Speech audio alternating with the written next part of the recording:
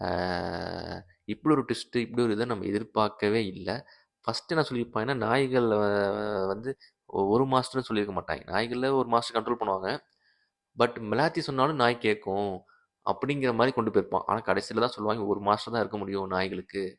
அதுதான் soul power, soul அத்தாரிட்டிங்கிற மாரி சொல்லிருவாய்ங்க. அதுதான் மெலாத்தி. ஸோ வந்து இதுதான் கடைசி ட்விஸ்ட்டு. கடைசில ஆ நாய்கள் வந்து வேற லெவல்ல பெர்ஃபார்மன்ஸ் பண்ணியிருக்கும். மனுஷங்களும் சூப்பரா பெர்ஃபார்மன்ஸ் பண்ணியிருப்பாய்ங்க. எல்லாமே சூப்பரா இருக்கும். ஆ டீட்டெயில்டு எக்ஸ்ப்ளனேஷன் அதாவது படம் ஆரம்பத்துலேருந்து முடியிற வரைக்கும் இதுதான் நடந்திருக்கும். பேக்ரவுண்ட் மியூசிக் தாறுமாறா இருக்கும்யா. கடைசியில சீன்ல வந்து ஒரு மியூசிக் போடுவாய்ங்க பாரு. நடுவுல வரும். கடைசி சீன்ல வர மியூசிக் வந்து வேற லெவல்ல இருக்கும். Eco worth, worth, worth. வந்து சூப்பரான ஒரு படம். இந்த படம் மாரி வேற ஏதாவது படம் இருந்துச்சு அப்படின்னா, நெறைய படம் இருக்கு. நம்மளுக்கு தெரியாமலே இருக்கும். கமெண்ட்ஸ்ல சஜெஸ்ட் பண்ணுங்க. நம்ம நெறைய படம் பார்க்கலாம். பார்த்து நம்ம இது மாரி வந்து நான் சொல்றேன், டிஸ்கஸ் பண்றேன். நீங்க படம் பார்த்து வந்து இத பார்க்குறப்போ உங்களுக்கும் நெறைய விஷயம் கனெக்ட் ஆகும். இதெல்லாம் கூஸ் பம்ப்ஸ் ஆச்சுன்னு. எங்கெங்கலாம் எனக்கு கூஸ் பம்ப்ஸ் ஆச்சுன்னா, பியூஷ் கேரக்டர் ஓப்பன் பண்றப்போ கூஸ் பம்ப்ஸ் ஆச்சு. பியூஷ் வந்து நான் எதார்த்தமான ஒரு சும்மா இந்த பையன்.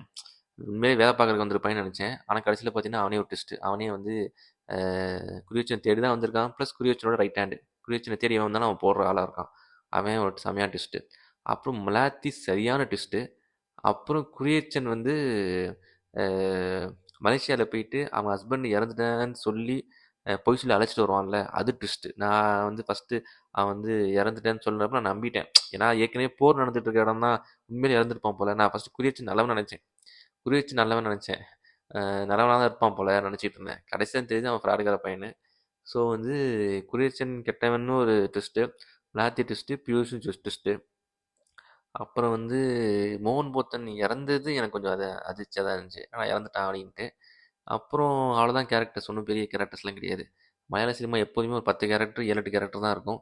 கதைக்கு தேவையான கேரக்டர், கதைக்கு தேவையான கதைக்களம், அத சுத்தின கேரக்டர்ஸ் மட்டும் தான் வச்சிருப்பாய்ங்க. மத்த இது மாரிலாம் சும்மா வந்து தேவையில்லாத 1 மணி நேரம் லவ் ஸ்டோரி, அப்புறம் தேவையில்லாத சீன்ஸ் வைக்கிறது, எ இதெல்லாம் அவைங்க பண்ணவே மாட்டாய்ங்க. என்ன கதைக்கு தேவையோ அவ்வளோதான். டக்கு டக்குன்னு ஒவ்வொரு கேரக்டரும் அந்த கதைய நகர்த்துறதுக்கு தான் அது பயன்படுமே தவிர, சும்மா ஜாலிக்கு வந்துட்டு போறது, சும்மா வச்சுடுவோம் 2 சீன் வச்சுடுவோம் என்ன அப்ப? அப்படிங்கிற மாரிலாம் இருக்காது.